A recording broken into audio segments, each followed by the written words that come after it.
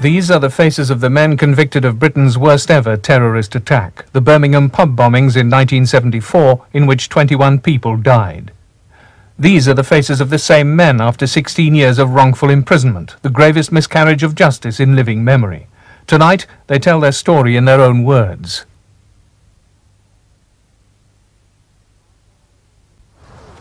Now, I know that no system of law in this world is perfect, and obviously they can make mistakes. What rankles in our case that it took so long, 16 years? They known for a long, long time that we were innocent. They could pay me £20 million, wouldn't compensate me for what they've done, for what 16 years in prison. Look, I'll say this, prison can make people very bitter, but I'm not bitter, man, because I couldn't have lived with bitterness. Because the way I look at it is, if you're going to be bitter, it'll make you ill. And you get obsessed with it, like, no. No one can compensate someone for 16 years. It's impossible. My oldest daughter was 8 years of age when I came into prison. She has children. My daughters have children. As old as they were. The people doing those bombings, they've got to live this the rest of their life in their conscience.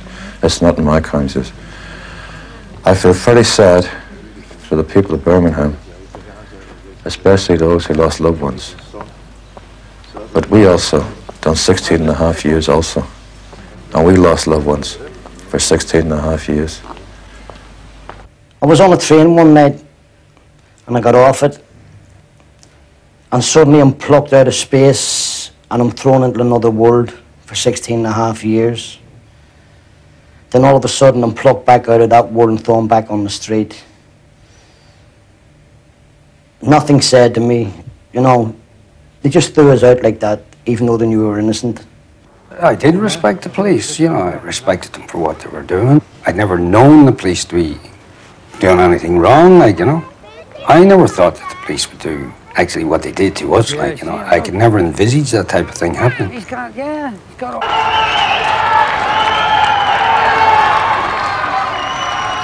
The release of the 6 men has led to a royal commission to investigate the criminal justice system in this country. It has also brought calls for the resignation of the Lord Chief Justice, Lord Lane, who refused an earlier appeal.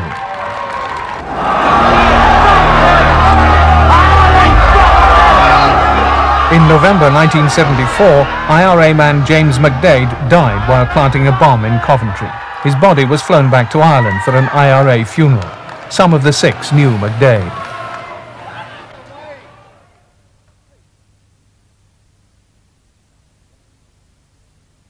When I finished work, I went into the public house, and Gerry said to me, "Did you see the television?" I said, "No." He said, "James McDade's dead." I said, "You're joking, how did it happen to him?" He said, "Let's see it," and he says, "It's on the telly." He was blowing up. That was the first time we realised that James McDade was a member of the IRA. I'd known McDade quite well, actually, and I'd known him in Belfast as a kid and in Birmingham when he came. In fact, before he married his wife, like, they used to babysit for us, for me and my wife. The police put this over like that, you know. They tried to give the image that we were constantly in touch with McDade or constantly associating with him all the time, which was not true at all. I had met this kid a couple of times. I'd heard him singing at dances and things like that. I never really got to know him, you know. I knew his father fairly well, and I knew his mother a bit, back in Belfast. 5 of the men decided to go to Belfast for McDade's funeral. They left from New Street Station. You're paying respect to James, but you're also giving respect to his family. It's support of the family. And as Gerry Hunter and Dickie and Paddy, they were personal friends, so we're actually paying respect to the family. And that's why we go to, like burying our dead, that's why we do things like that. And always have and always will. I thought I could use the same opportunity to see my mother, like spend Friday, Saturday there in my own home with my mother and come back Saturday night, like, you know.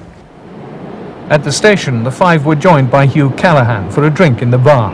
Well, I went to the railway station. Well, it wasn't my intention. I had no intention of going to the station. It just come on in the spur of the moment. As I say, I could have So I got off the bus and just as easy went home. The other 5 caught the boat train. The police later portrayed them as IRA men fleeing after planting the bombs. This is an IRA gang. We had to borrow the money. Look at the IRA that's been in this country. Compare us with them. No way, we're like the Guildford Four. Us, we were just basic working class men, and our interest was only, we used to go down to the boozer, have a drink. We had got return tickets. Well, a number of us had. 3 of us had return tickets, and the other 2 had singles. We'd all left families back in Birmingham. As the men travelled to the Lancashire port of Heysham, the bombs went off in Birmingham. When the 5 arrived, the police were checking everyone leaving for Belfast. We were asked to hang on for a minute on the quayside. We were free to go if we wished. We could have walked on up the gangplank onto the boat. But we hung about because he had asked us. He says, "Can you hang on there a minute, lads?" This man explained that bombs had exploded in Birmingham pubs and a lot of people were dead. They didn't know how many, like, you know, a lot of people were injured and everything. Like, we were greatly shocked. So they turned around and says, "Will you help us in our inquiries?" And we said, "Certainly, we'll help you in your inquiries." They took us down to Morecambe Police Station. We took it down to Morecambe. Nobody would charge us. We just helped them in inquiries. They phoned back to Birmingham, like, we have these 5 men here travelling to Belfast. Here are all their names, their addresses and everything else. And they actually got word back from the special branch in Birmingham. These men are clean. We have nothing on these men. We know that they're not connected with any organisations or everything else. You can let them go. But the chief superintendent, I think, in charge of the police station, he asked us if we would hang about a bit and wait for forensic tests. We'd like to do some tests on your hands, chemical tests. We said, obviously we'd only be too willing to help you. And that was it. That's the last we've seen of freedom.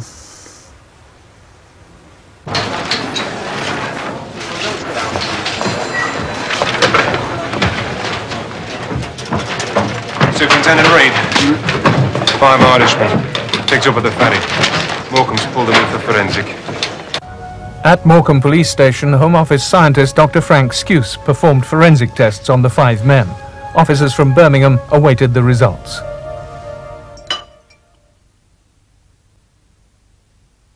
And he'd start and he says, "Your nails are so iron." We didn't know what he was talking about. He said, "Oh, your nails are short." And he'd rub my hands and we just sat there. We'd done everything they asked us to do. We cooperated all the way, 100%. We gave them cooperation. We never realised they were going to do this to us. I was facing the office where the tests were conducted, and I heard an officer, a police officer, I presume it was a Birmingham officer, saying to Paddy Hill, "You bastard, you're covered in jelly. You've more on you than Judith Ward." Yeah. And that was it. I heard Paddy denied it, of course. And the next thing, there was a scuffle. Well, it sounded like a scuffle. I couldn't see because we were all separated. And I knew then that if they were beating him up, then I was probably next in line. Or maybe we were all going to get it. As I stepped through the door, I was punched in the back of the head, and it was shouted at me, "You dirty murdering bastard. We found jelly on your hands." Words to that effect. That was the first that I learned that they were accusing me of having gelignite on my hands. I thought it was ridiculous. Dr. Skuse believed he'd found explosives traces on Power, Hill and possibly Walker. This evidence has since been completely discredited, but that was the information the police had when the interrogations began. In my mind, there was no explosives in my hands at all. Never could be. Yet, here were these coppers behaving like raving lunatics, telling me that this doctor had found explosives in my hands.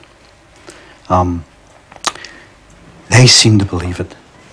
And when I was walking down towards the cell, I never seen the policeman behind me, and he kicked me in the back. And I'm flying into the cell, and he just made a football of me.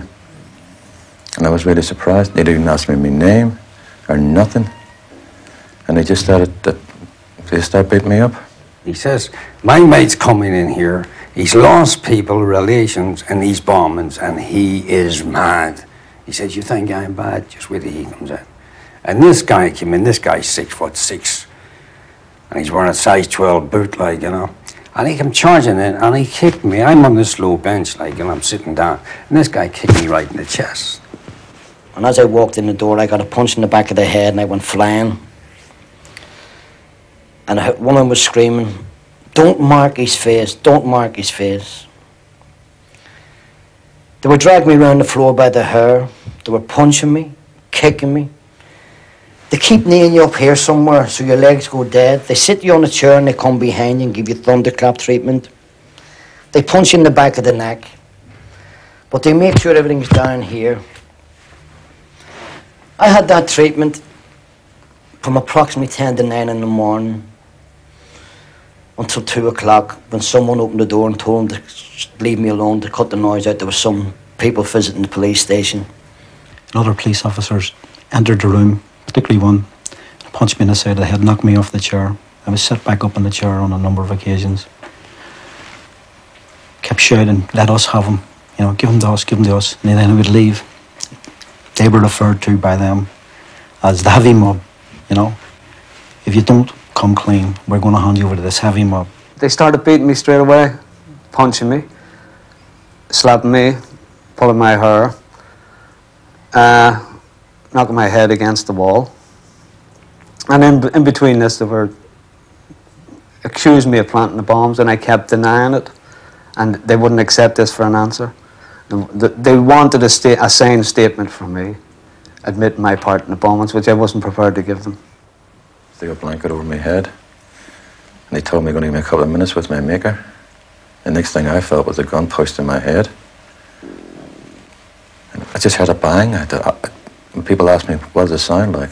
And the only way I could explain it, you get a biscuit tin, you slap a biscuit. That's the sound to me. They thought it was funny. My heart nearly went out of my throat. I nearly died. So they dragged me back up again, and they started beating me up again. And somewhere along there, I must have passed out. Because when I come to, there was nobody there. The police soon had a sixth name, that of Hugh Callaghan, left back in Birmingham. The police were waiting for him as he returned home. I just turned the key on the door, and as soon as I walked in, the cop would just grab me, put the gun to my head. I got there, and then the family started screaming. I said, I haven't done anything, you know. I said, what's the matter? I said, you'll soon know, something to that effect, like, you know. And took me away, and that was it.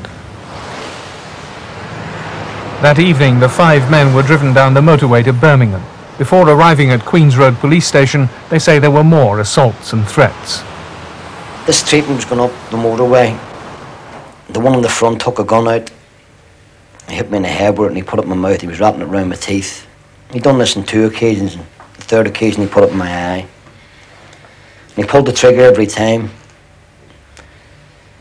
And after the third time, he said, "It's a charmed life." And he said we had to go back to Birmingham. They told me in the car when they got me back to Birmingham, I was going to sign a confession because I was back on their patch. A number of their threats was that they could either shoot us, take us away, that it could be thrown from a car on the way back to Birmingham. It'd be like putting a gun to the head, that the fall would kill you. You know, they could shoot us, say we jumped out of the car and tried to escape. The point was, they could have done it. They also tried to throw me out in the motorway. One of them tried to take the handcuffs off, and the other one opened the door. And they shouted through the mic system, "Hill's trying to escape," and someone shouted back, "Shoot the bastard, you've got orders, you're all right." After they got us to Queen's Road Police Station, took us in, put us in cells, took the handcuffs off us, and I was on my bare feet, and then they started taking the piss because, oh, you were in the British Army, and they made me stand to attention. And then some bloke would come along and say, sit down. I was just sit down, get up, stand to attention, sit down. This went on all night. They threatened me with Alsatian dogs. They brought the dog into the interview room at one stage. made threats against my family, against me. They kept saying, if you don't sign a statement, we're going to give you worse treatment and we're going to beat you up and that. They told me my family was, my home was surrounded by a screaming mob, and they were after my wife and children.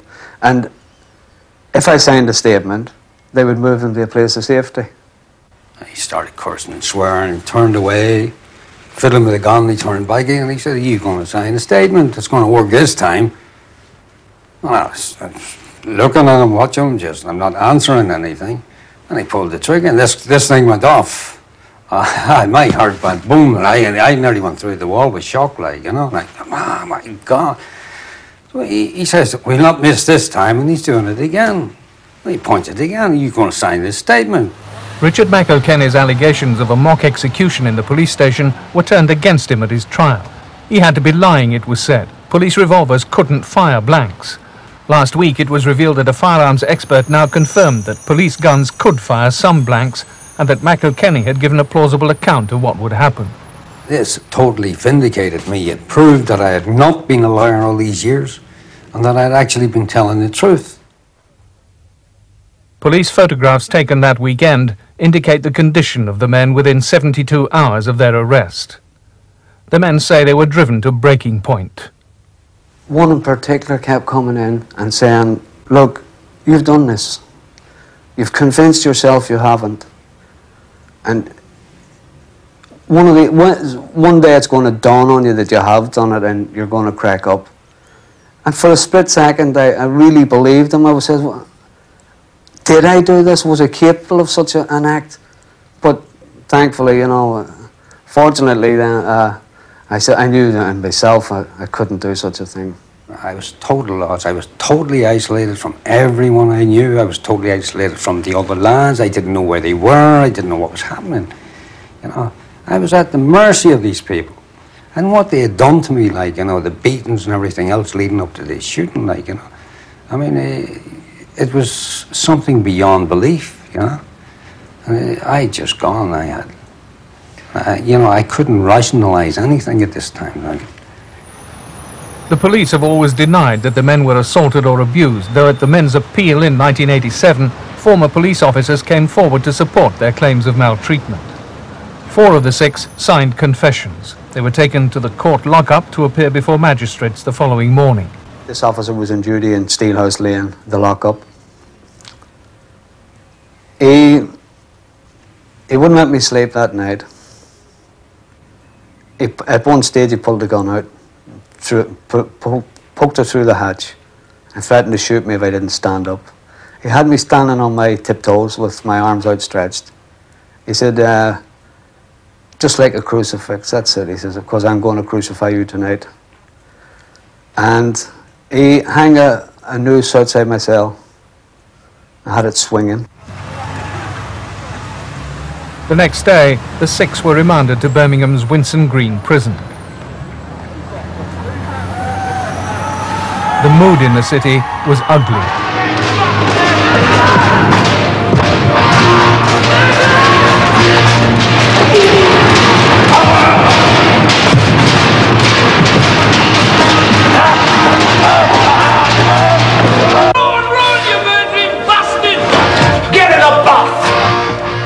The West Midlands Police handed the 6 men over to prison officers. No one denies that once in jail, they were the victims of vicious assaults. When we pulled in to Winson Green itself, we were in little cubicles, locked in a police van, and each in turn the door was opened and literally kicked out of the van. And the door opened, stepped out, there's only one way to go, the door closed behind, and about a foot in the back flung me forward. The first thing I remember is the police introducing us to the prison officers, saying, here's the bombers. A few swear words thrown in, obviously. This one's the brigadier. This one's the captain, pointing to me, and the other 4 were lieutenants. And my head is grabbed from behind and smashed into this wall, right? And then the whole place just erupted, like, you know, and there were screws coming from everywhere. There was mobs of them, and they were running from everywhere. And we started running, there was screaming all going on, there was blood coming out from all places, like. And we were running through whatever opening there was. We didn't know where we were, we didn't know where we were going, we just ran where there was an opening to try and get away from these people. You know, it was horrific, it was totally horrific. These guys had gone mad, totally raving mad, you know, and they were after us, they were battering us, they were kicking us, everything was going on. We were made to face the wall, and the blood was running down the walls, our blood, and they kept screaming at us, "Stop bleeding over our walls," which is impossible. I was facing the wall and whatever. I couldn't see who they were. The next person who came beside me was Gerry Hunter. And I turned around and said to Gerry, "Fuck me, Gerry." I said, "My teeth are missing." That was the first time I realised my teeth was missing. The men's ordeal was far from over. They were next taken from their cells to the bathhouse. We just didn't know what was happening. Out down the stairs, dumped in the bath. Water is cold and very brown. Looked brown anyway, obviously from the blood from the others. And he drops all this hair in on top of me, like, you know, into the water, and he ripped out of my head, you know. And then he grabs me and he starts pushing me under. He's like, "Get the blood off, get the blood off, you bastard, get it off." I couldn't get the blood off because it was pouring out. And this guy, I told him, maniac, "Get the blood off, get the blood off." And he shoved me under the water and hauled me under to try and get the blood off. The bath is black, it's also red with blood, hairs floating in it. I was thrown in fully clothed. In fact, me and the prison officer fell over the bath.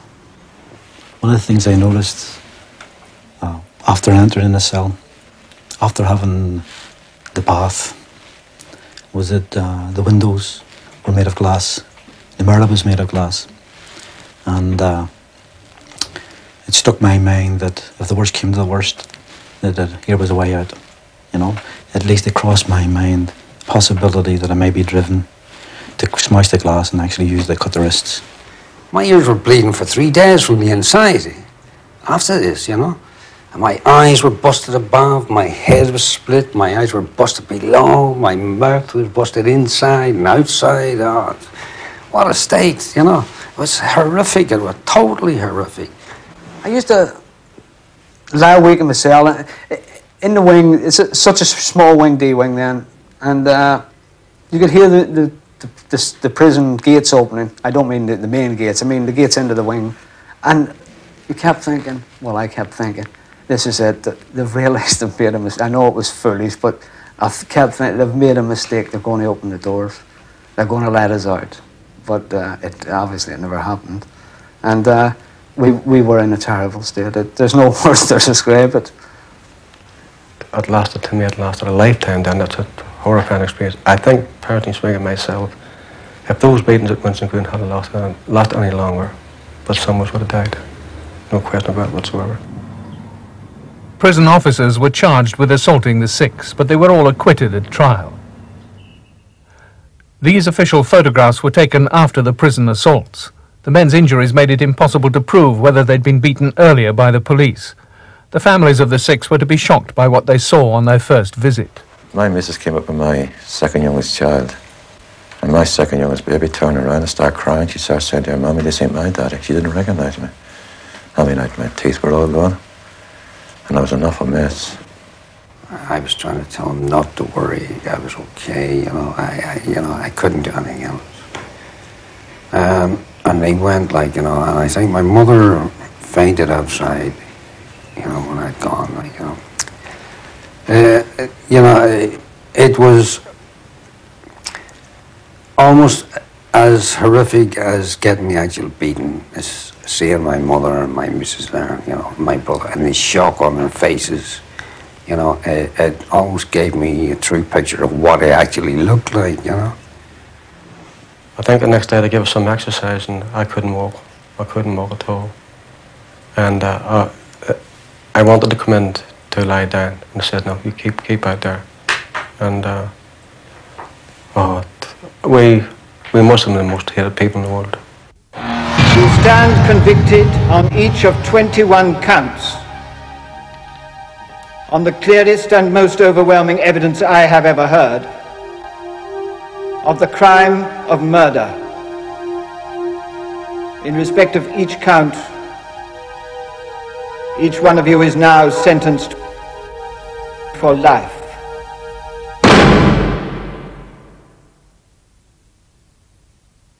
We were saying, like, to each other, well, they can't get away with this. You know, I mean, this is all lies. Nobody's going to believe this rubbish. And we really thought that at this trial, we would be totally vindicated. Not so. We still hadn't realised the full horror of what had happened in Birmingham because we had not been allowed to see this thing. Or, you know, I'd seen no papers or anything, I hadn't, you know. Like we had the forensic Mr. Scurse, he was 99.9% sure. When, who am I to talk against a scientist? Who am I to talk against this policeman? I mean, as a judge says in the trial himself, do you believe these policemen or do you believe these men here? Well, I've just been charged with killing 21 people. Nobody's going to believe me in a million years. So how do they call that justice? I'll never know. And that was the most sickening thing about it, because I thought we were going to get justice. We did believe we would be acquitted, that things would be put right, that we'd see the mistake they've made. And we challenged the police evidence because they tortured us, they mentally and physically, they beat us up. And the judge held a trial within a trial for the first week on the admissibility of the statements. And at the end of the first week, he ruled that they would stand, they would be accepted as evidence. And I think, well, if we did know then, from then, that we were going to prison, and going to prison for a long time. The men were each given 21 life sentences. There was no indication of when they would be released. My record was stamped that I was never to be released from prison, that I was to die behind prison bars. That was stamped in red on my file. That was told me by a governor a number of years ago, and he told me straight, he says, out of the 6 of you, you'll be very, very lucky to ever get out of jail. And then he told me, he says, in fact, he said it's on the file, and he told me what it was, you know. Like the cons and all who were in the prisons at that time, they believed that these guys blew up these 2 bombs with all these young people and all in them. These guys are mass murderers, and these guys hated us. And not alone did they hate us, the screws hated us, everybody hated us. They did. We were attacked in various different prisons. We had to watch our backs all the time. I had to keep looking over my shoulder. Around 7 o'clock, every prisoner gets a cup of tea if he wants. They bring it round the doors, plus a little tea bun. Well, they did then. They used to deliberately leave me the last. And the tea, again, well, which I never drank because then I suspected that they may have done something. The tea bun was always wet, damp, as if they'd spat on it or urinated on it or something. They would turn my light off. This was in the winter months. My light went off, I think, possibly 4 o'clock. And I would ring the door, press the bell for the officer, and I'd say, put my light on, please. And he'd just ignore me. And I would sit there all night in the dark till I got into bed. I looked at it this way here. I mean, first and foremost, I thought about my wife. And I said, well, she has to face the whole wide world out there, what she was getting. But I only had the prison population to put up with.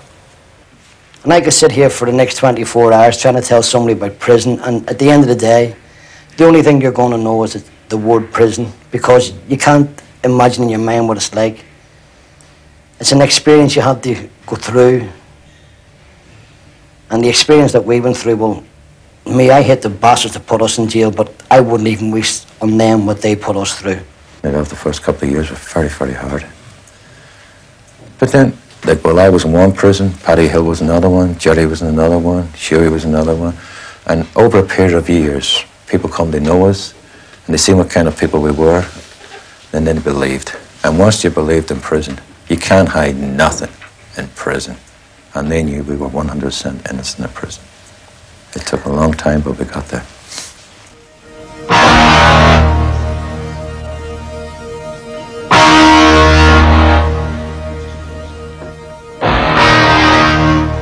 As the years in prison passed, the threats and violence towards the men died away. But the long sentences and the lack of response to their pleas of innocence placed different pressures on both the men and their families.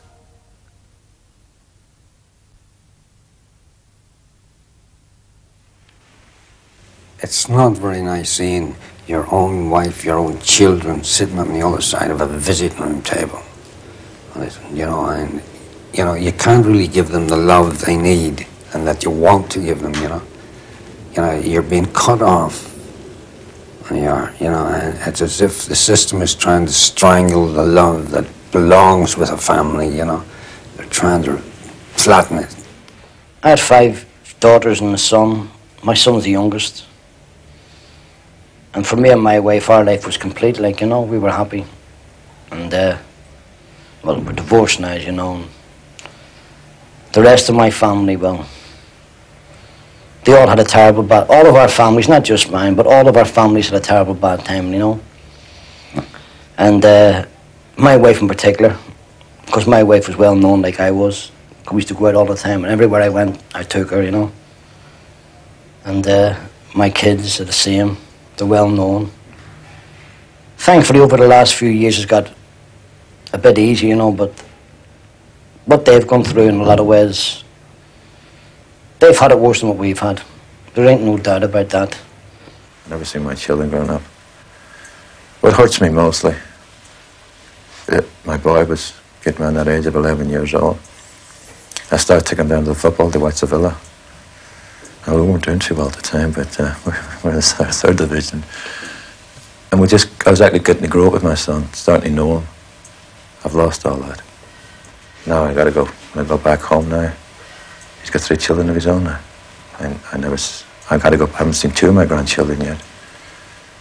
It's difficult, very difficult to conduct a marriage or keep a marriage going under those circumstances. Well, twice a month for 2 hours. And to see your kids growing up, you know, it's harrowing, yeah. It's really heartbreaking. It took me, I kept thinking of my children, because they were young when I went in. My oldest boy, I think it was 8, 8, 7 and 6, 5, 4 for my daughter. And even when they were 12 and 14 and 16, I kept thinking them as young children. Not realising that they're growing up now. And it took a few years, so maybe 8 or 9 years before I realised that they're people now, they're individuals in their own right, they're no longer children. It's easier sometimes to suffer yourself than see others suffer, and our families have suffered more than we have. And comparatively speaking, we have suffered a lot less than the families. Sometimes it's easy for us to go on visits. We don't have to be called and walk across, you know, a few minutes. Families have to make plans and, you know, what do you call it? Organise. It's a day out, let's put it that way. Sometimes they have to travel miles. Sometimes they have to get trains and buses and so on, boats even.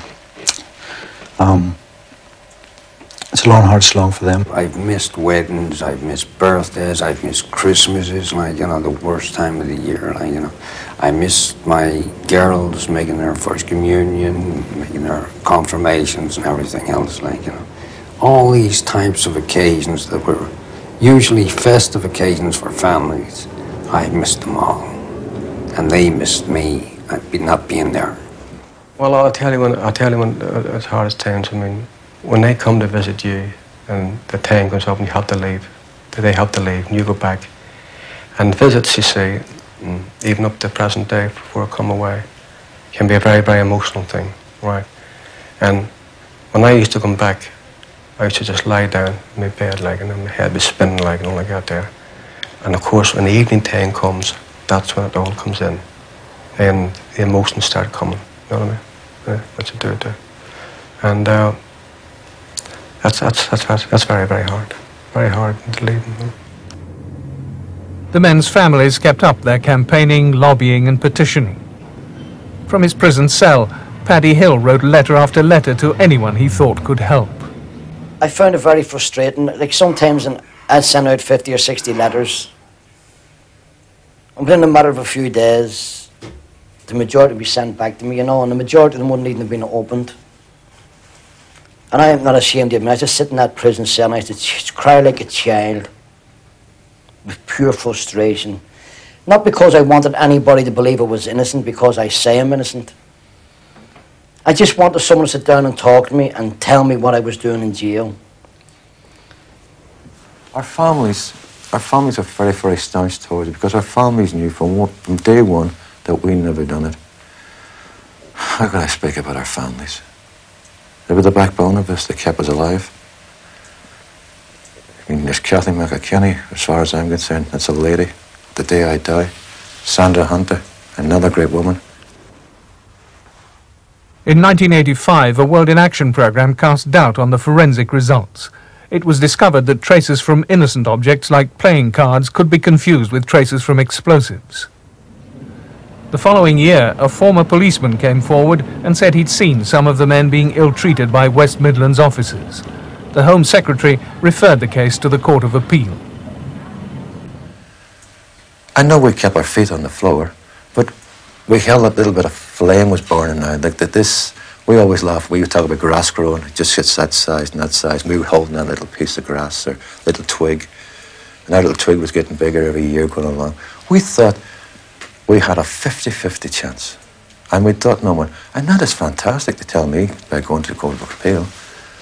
As has happened before in references by the Home Secretary to this court, under Section 17 of the Criminal Appeal Act 1968, the longer this hearing has gone on, the more convinced this court has become that the verdict of the jury was correct. We have no doubt that these convictions were both safe and satisfactory. The appeals are dismissed. The longest appeal hearing in history heard evidence supporting the men's claims of ill-treatment and assault and throwing doubts on the forensic results. But the men went back to their cells. And couldn't believe that this actually happened. British justice actually done this to us, and he could not take it in, and he didn't want to take it in, and he was not going to take it in, and he was sending us six back to prison. Once again, we'd been given a knockback. We're beginning to get used to this. We had no illusions about the attitudes of the judges. We'd been warned beforehand not to expect anything from these judges. I did go through a bad period, a bad patch. But to be truthful, we always had something to keep us going. But by then, we knew that we were getting near the end, because even though they'd rejected it, the world was, well, I could say the world, the country, this country in Ireland, people were beginning to sit up and take notice of the case, and knowing that there was an injustice here, and it must be put right. Everybody talks about the Birmingham Six, the Birmingham Six, the Birmingham Six. I'm sick of the Birmingham Six, I am. I want this brand taken off my back. I just want to be me. A startling discovery about the evidence of this man took the case back to the appeal court this month. The credibility of Detective Superintendent George Reed, the central witness as the man who'd led the investigation in 1974, couldn't be relied upon, the prosecution decided. Police notes had been fabricated. The judges heard that more forensic work had discredited the scientific evidence completely. The six were finally freed. It happened so quickly, like, you know, it was over in a flash. And we stand up, and as Lord Lloyd says, would the appellants please stand? We stood up, the whole gallery stood up. Everyone in the packed gallery all stood up as well, like, you know, and you could hear somebody saying, sit down, and not one of them would sit down, and they all stood up with us. And then the place erupted, like, you know. And I was jumping up and down, waving my arms up in the air and shaking my hand. And my daughters, my friends and all up there, like, you know. It became so sudden. We just looked at one another. I think we just couldn't believe it. It's very hard. It's like somebody just took a cross off my back. All these years we carried this cross. Here we were, 6 men branded, and all of a sudden somebody just came along and took this brand off us, this cross off our shoulders. And oh, it's unbelievable, fantastic. was something out of this world, it was, like, you know. And I leaned over the top of the dock and I grabbed a friend of mine, gave her a kiss, and then we were rushed out.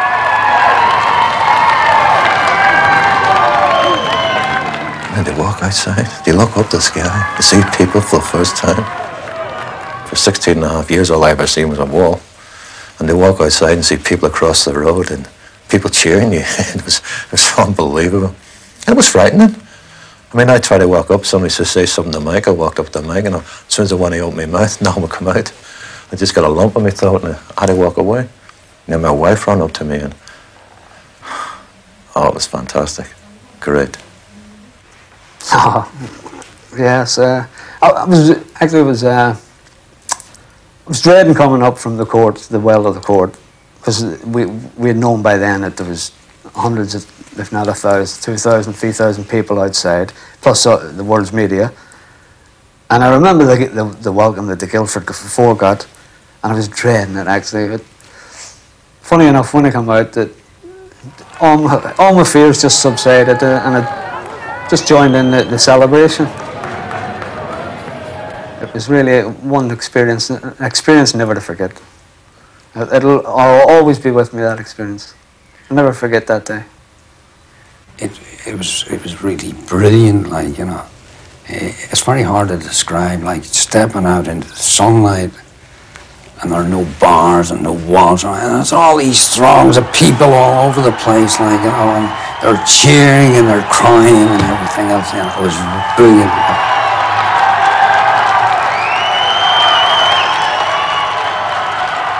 When we got in the car, and I said to Richard, I said, you realise it's the first time in 16 and a half years, you've been in the car without having handcuffs on.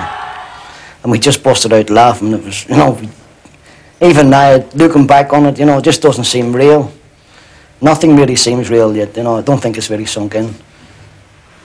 Somebody opened the door for us and we walked into a garden, and me and Paddy Hill walked up the end of the garden.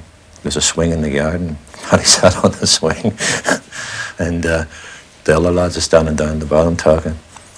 Just the 6 of us just standing there talking, and brand new fresh air, looking up, darkness, outside in the dark for the first time after all those years. Oh, it's a great feeling, fantastic feeling. Just couldn't believe it. For the first time in more than 16 years, the men can look forward to simple pleasures, long denied. When you're in a prison cell, in a maximum security prison, they have very, very bright lights, and you can't see the sky. And it was always my wish to walk in the dark to see the night sky. And last night, I got my wish, but there wasn't a star to be seen. It was a cloudy night, but I'm hoping to get it tonight. Well, last night, we went to the hotel last night, and I put my arm around my youngest baby, and me and her went for a walk. My youngest baby, 18 years old. We just went for a walk. We walked around the corner, 2 ducks was there and they quacked. I nearly died. And there was a river and trees hanging there. The atmosphere was fantastic. Oh, it was great. It really was great. The first thing I heard this morning was my mother's voice, talking to my grandchildren. Felt really strange, but it was something that I'd been looking forward to. After a little while, I was in another room in bed with my son. He was in the other bed beside me, and I got out of bed and I went and seen him. And I just can't find words to describe just seeing my family together, you know. It's out of this world. Tonight is probably the first time that I've had more or less all of my family with me. Their release has given the men new opportunities. One of these is to campaign for others who they believe are innocent. Though I had this elation and this euphoric feeling yesterday, it was all tinged with a little sadness, because I know the innocent people in prison, and I know how they're feeling, and they're exactly feeling the same way as us. Happy to see us out, but sad too that it wasn't them.